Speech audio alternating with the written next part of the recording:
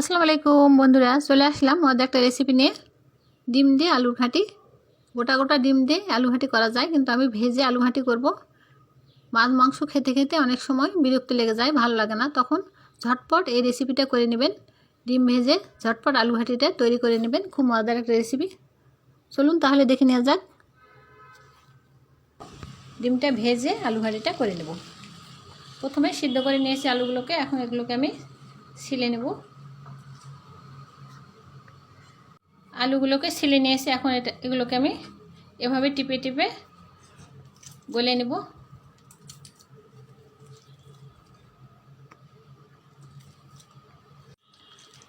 আলুগুলোকে এভাবে টিপে নেওয়া হয়ে গেছে। এখন ডিম দুইটা ফেটে নেব। আলু ঘাঁটিতে দেওয়ার জন্য দুইটা ডিম এখানে ফেটে নেব।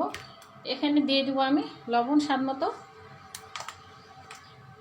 দিয়ে দেব মরিচের গুঁড়া,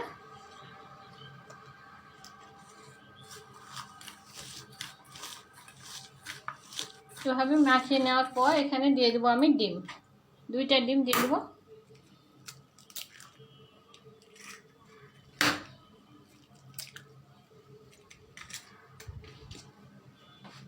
দিয়ে ফেটে নেব।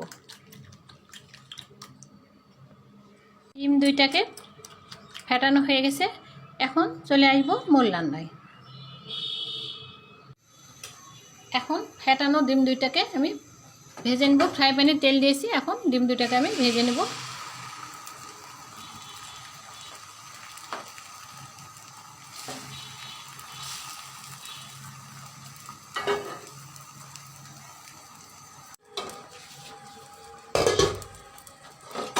এখন ডিমটাকে উল্টে দেব।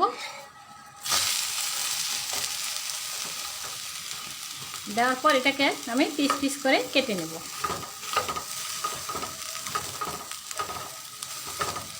এভাবে কেটে নেব।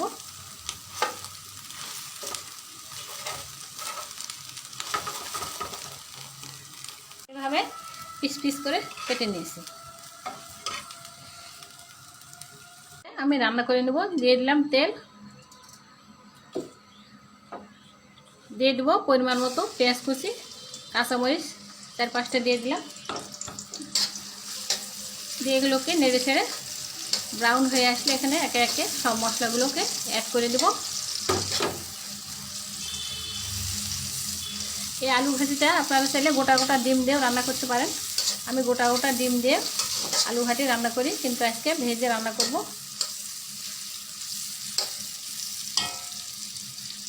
পেঁয়াজগুলো ব্রাউন হয়ে এসছে, এখন আমি এখানে দিয়ে দেবো মশলাগুলো।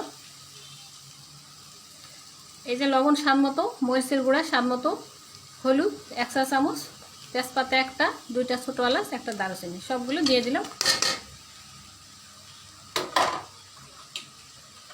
তারপর এখানে দিয়ে দেবো আদা রসুন বাটা 1 চা চামচ,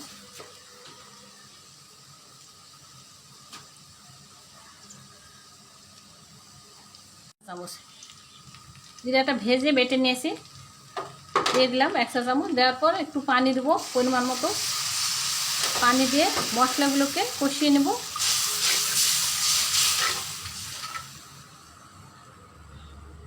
মশলাগুলোর মধ্যে এই যে ম্যাশ করে রাখছিলাম আলুগুলো দিয়ে দিলাম,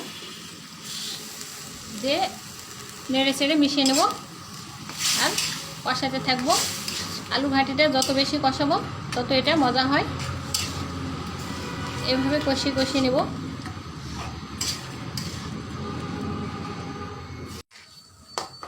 এই যে কষিয়ে নিয়েছি, আর একটু পানি দেবো, আবার কষাবো। যতই কষাবো ততই তরকারিটা টেস্টি হয় আলু ঘাঁটিটা।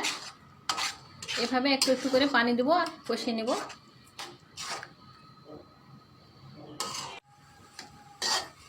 এই যে কষানো হয়ে গেছে, এখন আমি এগুলোর মধ্যে ঝোল দিয়ে দেবো।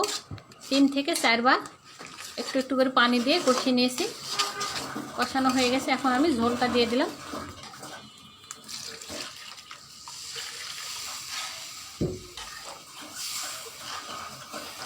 এভাবে নেড়ে ছেড়ে দিয়ে একটা বলক আসলে ভাজা ডিমগুলোকে এর মধ্যে দিয়ে দেবো। উঠে গিয়েছে, এখন আমি ভাজা ডিমগুলোকে এর মধ্যে দিয়ে দেবো।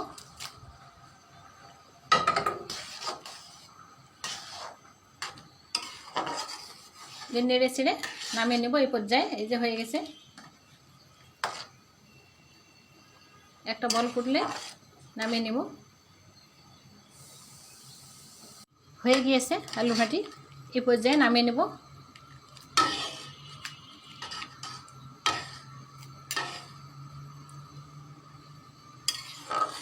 দেখলেন তো বন্ধুরা, খুব সহজে হয়ে গেল মজাদার আলু ঘাটি।